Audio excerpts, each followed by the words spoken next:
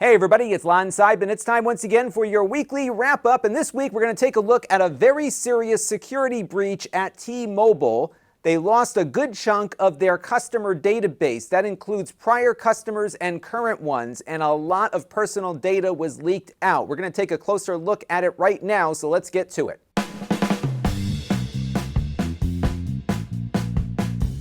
Now, T-Mobile has established a web page to keep customers up to date as to what's going on here. Unfortunately, like many other big breaches we've talked about, the information on this site is not complete. You have to dig around a lot to get the full picture as to how bad this really is. And this speaks to an ongoing problem that I have with these big companies that we trust with our data not properly disclosing things when that data gets compromised. In fact, in this instance, T-Mobile wasn't saying anything until journalists at Vice heard about it. This article appeared on their motherboard site, and it was only after they started working on this article that T-Mobile actually acknowledged that there was a big loss of data here. So this speaks to, again, because we have a lack of regulatory structure in the United States about data privacy, these companies don't have to do anything. And in this case, they only acted when it was about to get out in the media. So let's take a look and see what they are telling customers was breached on this website. And you can see here that their investigation is ongoing, and it's going to vary based on the individual. But the bottom line here is that for most people, your name, your driver's license, and/or your government identification number, social security number, dates of birth, T-Mobile prepaid PIN numbers if you had a prepaid account, addresses, and phone numbers were all part of this data leak, leaked out in plain text that anyone can get access to. I do like, though, that they bolded this part at the end, which says that your personal financial information, like your credit or debit card, was not part of the leak here. But they really don't need those things if they have all the other stuff, because you can very easily reset a password if you know all of this personal information about somebody. Now, if you dig deeper into the T-Mobile website, you will find just how awful this leak is. And if we look at this page from a day or two ago and look at the first bullet here, you can see that initially they found that 7.8 million current customers who were postpaid, in other words, customers that get a bill every month, had their first and last names, their date of birth, their social security number, their driver's license or government ID number leaked out to these hackers. And then they also determined that phone numbers, including the assigned IMEI and IMSI information, was part of that. And basically that is the serial number on your phone or SIM card that is used to match your number up to the phone. And we'll talk about why this is a big problem in a few minutes here. And then they went back through and discovered that another 5.3 million postpaid customers also had this information leaked, although that 5.3 million customer list did not have their social security number or driver's license compromised, but everything else was on it. So we've got 13.1 million people affected here that are current customers who get a bill in the mail every month. And then there's 40 million former customers or prospective customers who have had their first and last names, their date of birth, their social security number, and their driver's license or government ID also compromised. And then they found another 667,000 accounts of former customers that also lost similar information, but this did not include their social security number or driver's licenses, but there's still quite a bit there leaked. But wait, there's more, because in addition to what we just talked about, there are 850,000 active T-Mobile prepaid customers who had their phone numbers and account PINs exposed. Now, what they did do here, because they could fix this problem, is reset all of the PINs on those accounts, and that would make these accounts harder to get access to. So to some degree, if you have a prepaid account with T-Mobile, you're probably in better shape than somebody who's getting a bill from them every month.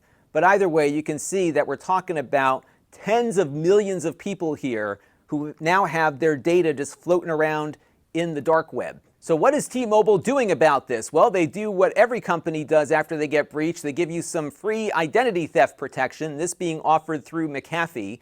However, this protection is only for 2 years.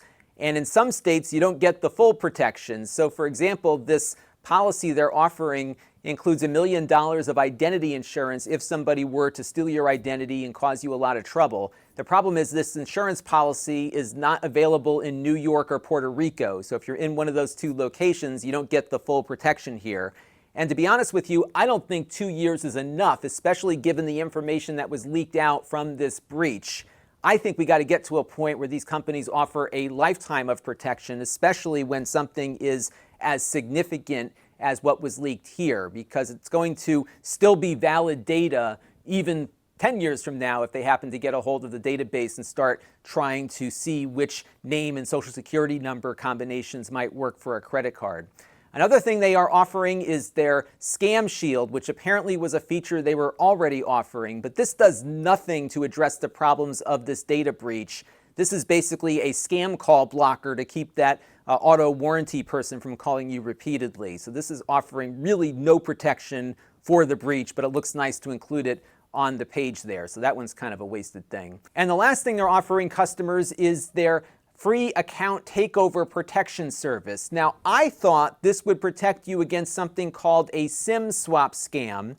And what happens in a SIM swap scam is that a scammer calls up customer service and convinces them that they're you, and they get the customer service agent to switch the phone number that you have over to a SIM card that the scammer has in their possession. And once that happens, your phone becomes their phone. And this has happened on a number of occasions. And unfortunately, the protection that they're offering, called account takeover protection, doesn't do anything about SIM swaps.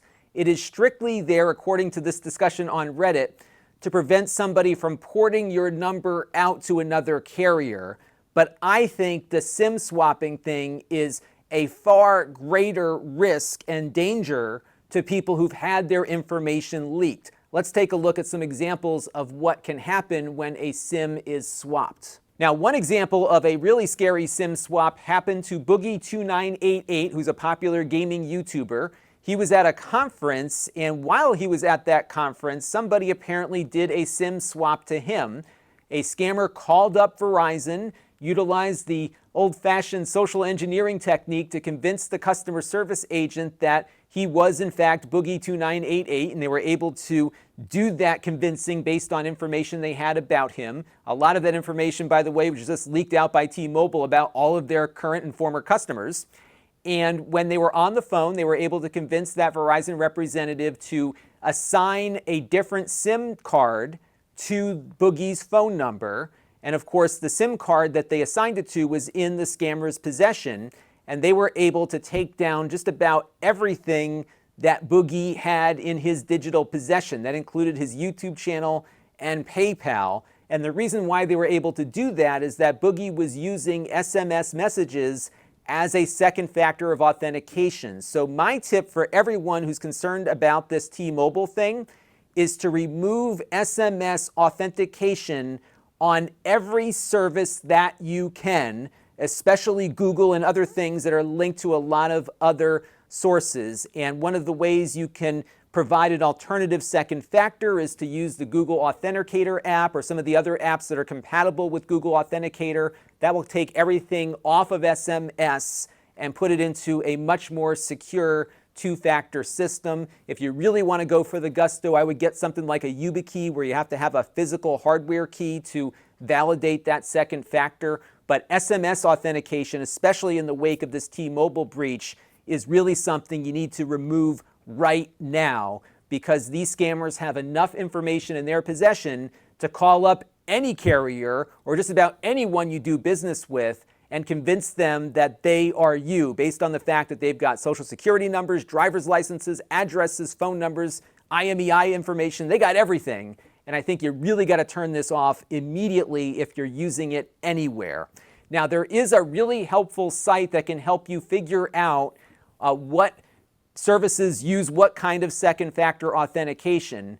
And the big concern I have, looking at some of the most popular banks here in the US, is that all of these banks almost primarily rely upon SMS as their second factor authentication. That includes Ally Bank, who we were complaining about last week when they had a major slip up of their data systems. And as you can see here, Only one of the top banks, according to the second factor directory site, actually supports a hardware key. Actually, two do, Wells Fargo and Bank of America. But nobody on this list supports Google Authenticator. So for the most part, customers are using SMS as the second factor. But as you can see, it's really dangerous to be protecting your banking information with text messaging. And unfortunately, the major banks here in the US really got to get their act together and at least offer a software token option, which is easy for consumers to implement. Now, one other thing I suggest you do is check out the website haveibeenpwned.com.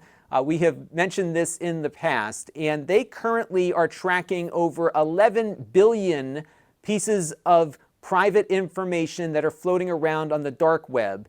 And this new leak of very valuable mobile phone customer data can be cross-referenced against everything else that's out there floating around. And that's why you've really got to keep an eye on this site to see what information is out there about you so you can better protect yourself.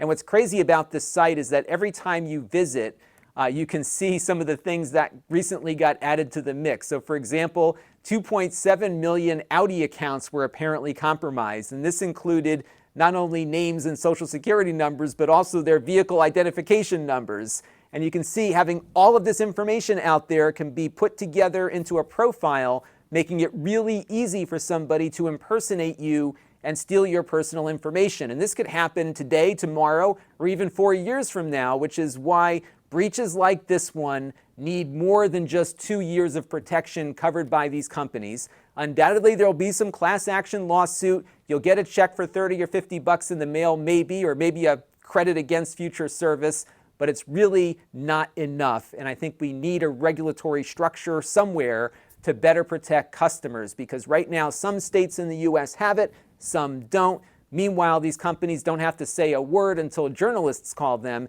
and who knows how long T-Mobile would have kept this under wraps until we found out about it. So take the steps you need to do right now to protect yourself if you are a current or former T-Mobile customer.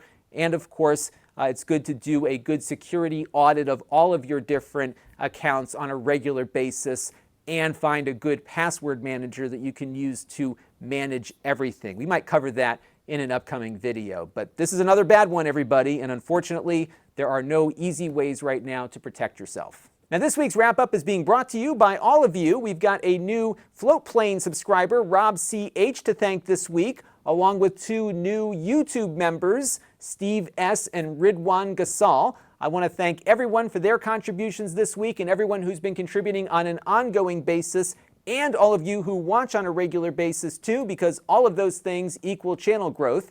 And if you want to support the channel, you can. You can go to Lon.TV/support and make a monthly or a one-time contribution via our donor box page. We also support Floatplane, as you saw, and the YouTube membership program with that join button down below. And we also support Patreon. You can find me on a lot of other places, including completely ad-free over on Amazon at Lon.TV/Amazon shop. Most of the videos on the YouTube channel end up over there. And we have some ways to engage with the channel as well, including our new Discord, which I sometimes pop into. And I want to thank Mark Dell and Brian Parker, who've been getting that thing all set up and operating and moderated. And it's a fun place to connect with everybody. And of course, we still have the Facebook group where a lot of you also talk to each other and me. And I'll try to spend a little bit more time in both. And then we've got my store at Lon.TV/store, where I sell previously used items that we reviewed here on the channel. I'm going to be listing the Star Trek communicator very shortly. And these are the actual items that I reviewed, except I sell them at a price lower than new because they have been used for the purposes of being reviewed. So if you want to get notified every time we add something to the store, you can sign up for the email alert right here. And that is going to do it for this week's weekly wrap-up. Hopefully you can keep your data safe out there because it is getting a bit crazy. And hopefully you were not tied up with this T-Mobile mess. But if you were, hopefully this information was of useful assistance. That'll do it for now. Until next time, this is Lon Seidman. Thanks for watching. We got a lot of fun stuff coming up later in the week. This channel is brought to you by the Lon.TV supporters, including gold level supporters Chris Allegretta, Tom Albrecht, Jim Callagher, Hot Sauce and Video Games, and Brian Parker. If you want to help the channel, you can by contributing as little as $1 a month.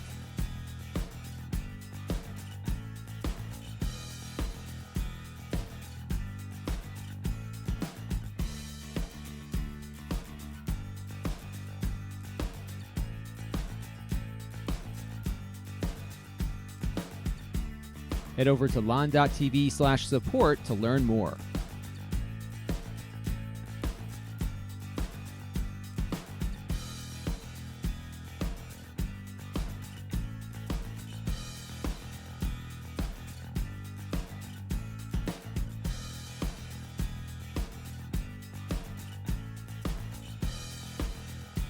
And don't forget to subscribe. Visit Lon.TV/s.